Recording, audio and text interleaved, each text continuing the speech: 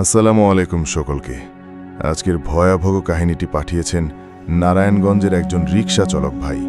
সে তার নাম উল্লেখ করেননি, বলেছেন গল্পটা আমার দর্শকে পড়ে শোনাতে। তিনি যেভাবে লিখেছেন আমি ঠিক সেইভাবেই পড়ছি। রাত তখন প্রায় 2টো। সারাদিন রিকশা চালিয়ে হাঁপিয়ে উঠেছিলাম। শহরের শেষ প্রান্তে একটা একেবারে নির্জন রাস্তায় দাঁড়িয়ে শেষ ট্রিপের অপেক্ষায় ছিলাম। চারদিক নিস্তব্ধ, শুধু মাঝে মাঝে কুকুরের ঘেউ ঘেউ আর দূরে কোথাও হঠাৎ হঠাৎ রাত জাগা পাখির ডাক। ঠিক তখনই হঠাৎ দেখি রাস্তার এক কোণ থেকে ধীরে ধীরে এগিয়ে আসছে একজন মাঝবয়সী লোক। পরনে সাদা ফতুয়া আর লুঙ্গি, মাথায় ঝুলন্ত চুল, আর তার চেহারাটা কেমন যেন অস্বাভাবিক ফ্যাকাশে। চোখে এক ধরনের শূন্যতা, যেন প্রাণহীন একটা শরীর হেঁটে আসছে। তিনি এসে আমাকে হাত তুলে থামালেন। কণ্ঠস্বরটা ছিল খসখসে, ঠান্ডা। ভাই, একটু তাড়াতাড়ি যাবেন? খুব জরুরি একটা কাজ আছে। সময় নেই। আমি একটু দ্বিধায় পড়ে গেলাম। এমন রাত, এমন নির্জন রাস্তা, আর ওই লোকটার চেহারা, কিছু একটা ঠিকঠাক লাগছিল না। তবু তিনি যা ভাড়া অফার করলেন তাতে রাজি না হয়ে উপায় ছিল না। আমি জিজ্ঞাসা করলাম, কোথায় যাবেন ভাই? তিনি একটা গ্রামের নাম বললেন, যেটা শহর থেকে অন্তত 15-20 কিলোমিটার দূরে। সেই রাস্তা আমি চিনি। জানা ছিল অনেকেই রাতে সেখানে যেতে চায় না। রিকশা চালানো শুরু করলাম। প্রথম দিকে সব ঠিকই ছিল, তবে যতই গভীর জঙ্গলের ভেতর ঢুকছিলাম, চারদিকে নিস্তব্ধতা আর অন্ধকার যেন গিলে খেতে চাইছিল। দুই পাশে ঘন গাছ, মাঝে মাঝে হঠাৎ হাওয়া বয়ে আসছে। কিন্তু আশ্চর্যের বিষয়, সেই হাওয়ার সাথে একটা ভ্যাপসা ঠান্ডা আর পচা গন্ধ মিলেমিশে গায়ে কাটার মতো লাগছিল। হঠাৎ পেছনে তাকিয়ে দেখি লোকটার মুখটাও অন্ধকারে মিলিয়ে যাচ্ছে। তার শরীর থেকে যেন ধোঁয়া বেরোচ্ছে, আর সেই ধোঁয়ার মধ্যে তার চোখ দুটো লালচে হয়ে জল জল করছে। তখনই সে আমার কাঁধে হাত রাখল। তার হাতটা যেন বরফের মতো ঠান্ডা, আর সেই ছোঁয়ায় আমার পুরো শরীরটা জমে গেল। সে ফিস ফিস করে বলল, আরও চালান, সময় কম। আমি আতঙ্কিত হয়ে প্যাডেল চালাতে থাকলাম, কিন্তু হঠাৎ রিকশা যেন আটকে গেল। টান মারলেও এক চুলো এগোয় না। মনে হচ্ছিল কেউ পেছন থেকে রিকশা চেপে ধরেছে।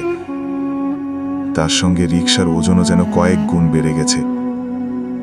ঠিক তখনই আমার নাকে এক তীব্র পচা গন্ধ এসে লাগলো। এমন গন্ধ আমি জীবনে কখনো পাইনি। মনে হচ্ছিল কবর থেকে সদ্য তোলা কোনো মৃতদেহের গন্ধ।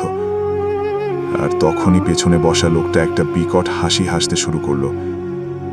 মানুষের ছিল না, কেমন যেন গলার গভীর থেকে আসা গমগমে এক ধরনের পশুর মতো। আমার শরীর কাঁপতে লাগলো। আমি চিৎকার করে উঠলাম, কে আপনি? আপনি মানুষ তো? লোকটা হঠাৎ গম্ভীর কণ্ঠে বলল, মানুষ? আমি ছিলাম একদিন, এখন শুধু আগুন আর ছায়া। আজ তুমি বুঝবে শরীর ছাড়লে কি অনুভব হয়। এই কথা বলেই হঠাৎ রিকশা একটা বিকট শব্দ করে থেমে গেল। আমি কাঁপতে কাঁপতে পেছনে তাকালাম, এবং যা দেখলাম তাতে আমার রক্ত হিম হয়ে গেল। রিকশায় কেউ নেই, একদম ফাঁকা। না কোনো লোক, না কোনো ছায়া। অথচ আমি কয়েক সেকেন্ড আগেও সেই ঠান্ডা হাতের স্পর্শ, সেই বিকট হাসি, সব কিছুই অনুভব করছিলাম। আমি এতটাই ভয় পেয়েছিলাম যে রিকশা ফেলে রেখেই দৌড়াতে শুরু করলাম। পেছনে তাকানোর সাহসও ছিল না। পাগলের মতো ছুটে গিয়ে একটা ছোট চায়ের দোকানে গিয়ে থামলাম। দোকানদার অবাক হয়ে আমার দিকে তাকিয়ে রইল। আমি কাঁপা কাঁপা গলায় সব বললাম। দোকানদার নিঃশব্দে শুনলেন।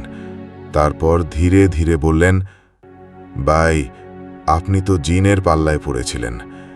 ওই রাস্তাটা জিনের এলাকা। অনেক আগে থেকে শোনা যায় অনেকেই এমন ভয়ানক অভিজ্ঞতার শিকার হয়েছে। কেউ কেউ তো নাকি আর ফিরেই আসেনি। সেই রাতের পর আমি আর কোনো দিন সেই রাস্তায় পা রাখিনি। আজও চোখ বন্ধ করলে মনে পড়ে সেই ঠান্ডা হাত, সেই লাল চোখ আর সেই অমানসিক হাসি। আমি জানি সেই দিন আমার রিকশায় যে উঠেছিল সে মানুষ ছিল না। আপনাদের যদি ভিডিওটা ভালো লাগে তাহলে সাবস্ক্রাইব করে আমাদের পাশে থাকবেন। ধন্যবাদ।